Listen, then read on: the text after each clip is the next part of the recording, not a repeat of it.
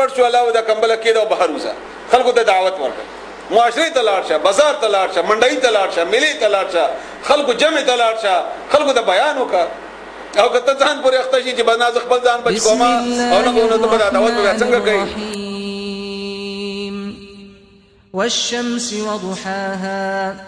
والقمر إذا تلاها والنهار إذا جلاها والليل إذا يغشاها والسماء وما بناها والأرض وما طحاها ونفس وما سواها فألهمها فجورها وتقواها قد أفلح من زكاها وقد خاب من دساها كذبت ثمود بطغواها إذ انبعث أشقاها